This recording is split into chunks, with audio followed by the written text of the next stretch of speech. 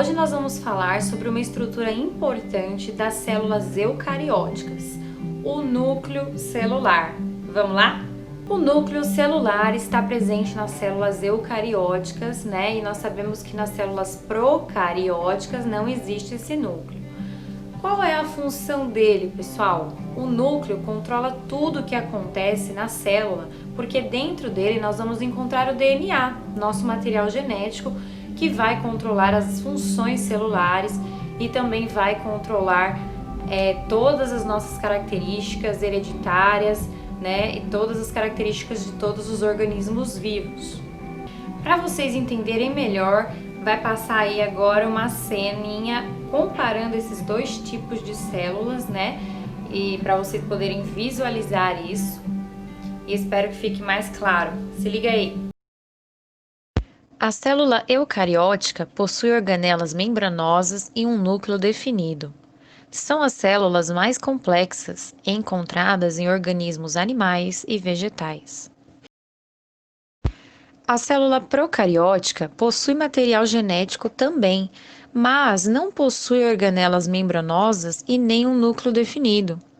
Elas são sempre de organismos unicelulares, assim como as bactérias, por exemplo.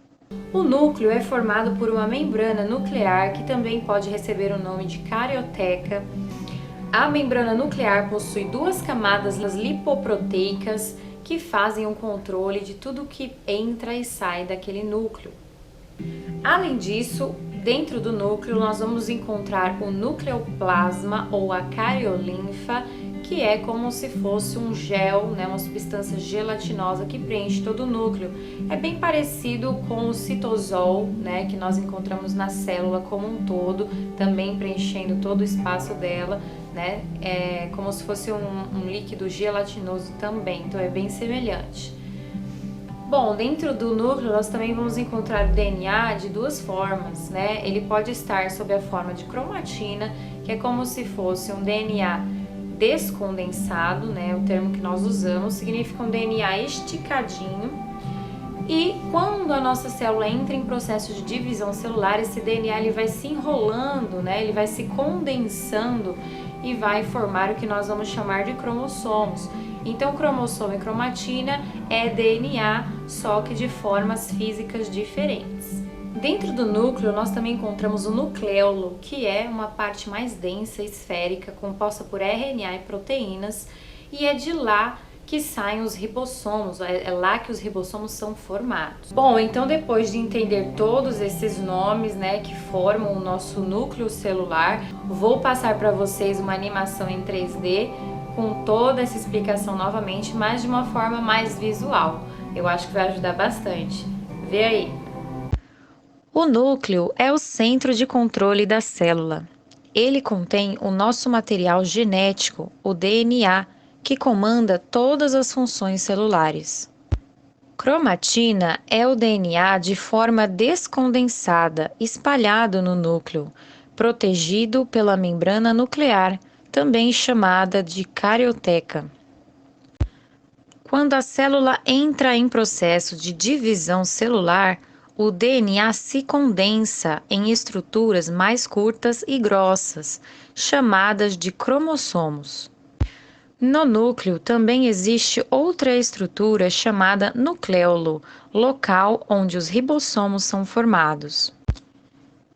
Depois de formados, os ribossomos deixam o núcleo através de seus poros e vão realizar a tarefa de produzir proteínas no citoplasma da célula. Cada espécie tem um número de cromossomos padrão. O nosso, né, dos seres humanos, é 46 cromossomos por célula. Então, quando nós temos lá o processo de fecundação, que junta o gameta masculino com o gameta feminino, né, 23 cromossomos no gameta masculino, 23 no feminino, que ao se juntarem formarão o zigoto, né, que dará origem a um novo embrião, com 46 cromossomos. Então, 46 é o número padrão da espécie humana. E aí nós temos o que nós chamamos de cariótipo. Cariótipo é o conjunto desses nossos 46 cromossomos, né, no caso da espécie humana, que sempre vão aparecer em pares, né? Então nós temos os cromossomos em parzinhos, e os últimos, né, o último par, que é o 23, são os cromossomos chamados sexuais, porque deles é que nós teremos aí a diferenciação em homem ou mulher, né? XX no caso das mulheres e XY no caso dos homens. Essas células que eu citei para vocês, né, as células do nosso corpo e as células germinativas, né, ou os nossos gametas, elas têm então um número de cromossomo diferente. Nos gametas, falei para vocês que é 23 cromossomos em cada um deles, e nas células do nosso corpo, como houve essa junção dos gametas, 46 cromossomos em todas elas. Então, essas células que possuem 46 cromossomos, nós chamamos de diploides, ou também com carga genética que a gente diz que é 2N, né? 2 vezes 23. E as nossas células germinativas, que darão origem aos gametas, são células haploides, que possuem apenas um N, né? Que corresponde a 23 cromossomos.